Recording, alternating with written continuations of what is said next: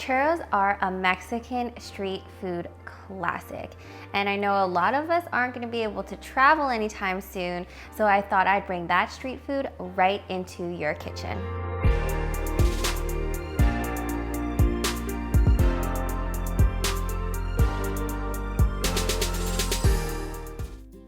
First, we are making our dulce de leche from a can of condensed milk. The first time I learned about this, I was actually amazed. Magical things happen to this normally white runny substance when you cook it forever. Just kidding, for about 2.5 hours. Okay, so take your can of condensed milk, remove the labels and place it into a pot. Cover it with warm water and I leave it at a medium-high heat. Once it comes to a boil, turn it down so it's at a simmer or little bubbles. I keep a kettle of hot water on standby, so that way when it gets low, I can just top it up. Yes, this takes patience, but it's so worth it. Some would recommend you use a slow cooker. Normally, I am always keen on using a slow cooker, but my success rate in the past was like a 50-50, and it left a weird ring on the bottom of my slow cooker. Something about the metal coating and reacting, and yeah, not cool. Anyways, after 2.5 hours, pour the hot water out of your pot into the sink. Be super careful and set aside the can to cool. It is really hot right now. Do not try and open it. I like to leave it overnight, but you can let it hang out for a couple hours. So excited to show you guys what's on the inside. We're gonna start on our churro dough. Using a pot, I'm simmering 2¼ cups of water on a medium-low heat. Then I gently drop in 125 grams of butter. Swirl it around a little bit and add 2.5 tablespoons of sugar. Once all the butter is melted, add 1.5 cups of flour. Be ready to get a workout in, because once you add the flour, you gotta mix it really well for a few minutes as the dough starts to pull away from the sides. Continue to get your workout in and beat that dough up for about 5 more minutes. Take your dough off the heat and let it cool for about an hour. Once your dough is cool, I add it to my mixing bowl. You can definitely use a handheld mixer or do it by hand. You'll just be working a little bit harder than everyone else. Now for our 3 large eggs. I'm adding one at a time and occasionally scraping down the sides of the bowl.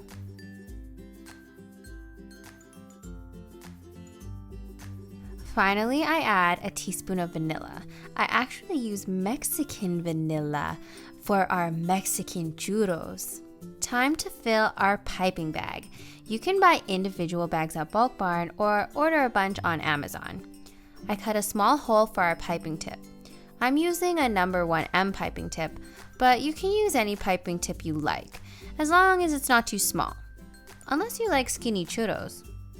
Anyways, make sure the hole is small. I've cut holes too big and had my piping tip just gush out that end before. Then, shape your hand into a C and flip your bag open, wrapping it around your hand. The dough is sticky and thick, so you need to use your C hand as an edge to get the dough into the bag. Push your dough down as far as possible and try to avoid air pockets. Once you get all your batter into the bag, pack it down and flip the sides up. I'm going to double bag this big baby, just to be on the safer side. I've also had side explosions before. I have a cookie sheet lined with plastic wrap. Since our bag is super full, I hold the top of the bag, twist and push from the center. This way I have more control and my hand doesn't cramp. Take your time piping your long lines, then snip the end using a pair of kitchen scissors. If you try and pull without snipping, you'll end up with a skinny churro at the end. Rinse and repeat. Also, if they're not perfect, who cares? Cinnamon sugar fixes all. I throw the churro trays into the freezer to firm up. In the meantime, I'm going to prep our cinnamon sugar, dulce de leche, and our frying oil. It's time to reveal the contents of our condensed milk can. Ta-da! It's thick and golden. It's not a dippable texture like this, so I scoop about 1/3 of a cup out and I add about 1 tablespoon of milk. You can also use water. I mix it till it's nice and smooth, then pour it into a cute little jar like this one. You can keep the rest of your condensed milk for more sauce or fridge it and use it for yummy treats later. Use a large bowl for your cinnamon sugar. You want lots of room for tossing later. Combine 1/2 cup of granulated white sugar and 2 tablespoons of cinnamon. That's it. Okay, let's talk oil. Warning, oil is no joke. You need a clean and organized space around you with only the tools you will be using for frying. This part is absolutely not kid-friendly. Old people only, please. I use vegetable oil. You want to fill your pot no more than halfway up. We need to account for bubbling, so there has to be space to allow for that. Your oil needs to reach about 360 degrees for frying. I use a meat thermometer to check for the right temp. I have a plate with a piece of paper towel on it with my wooden chopsticks ready. You can use tongs, but I'm Asian, so you know. Just no plastic, cause duh, it melts. Once your oil starts getting close to the right temp, you want to pull out your tray of churros and trim them to the length you want. I just eyeball these long pieces into thirds. Time to fry.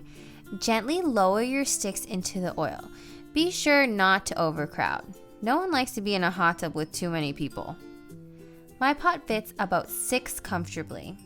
Use your chopsticks or your tongs to keep the churros moving around. Once they're nice and golden, you can go ahead and pull them out, placing them onto your paper towel to drain for a bit. Be sure to pull out only 1 tray of uncooked churros at a time. If your raw churros get too soft, then just pop them back into the freezer. Our churros are fried to golden perfection. They're still a little bit warm, but I'm just gonna go ahead and toss all of them into our bowl of yummy cinnamon sugar. Cinnamon is actually one of my favorite spices. You can use tongs if you like. You can just swirl it around.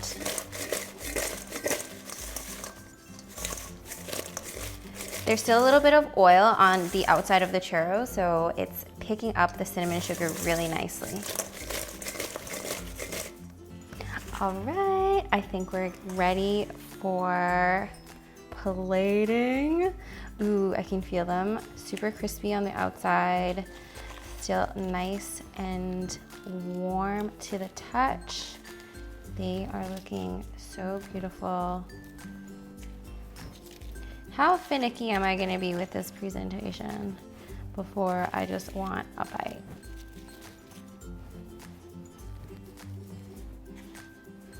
Gosh, so pretty. It's like Jenga. Which one? Okay, let's go for this outside one. Our dulce de leche with condensed milk.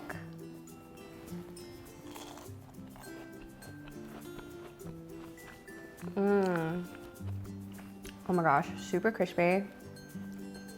Little chew in the middle. Dulce de leche reminds me of my childhood. So sweet, so creamy. So good.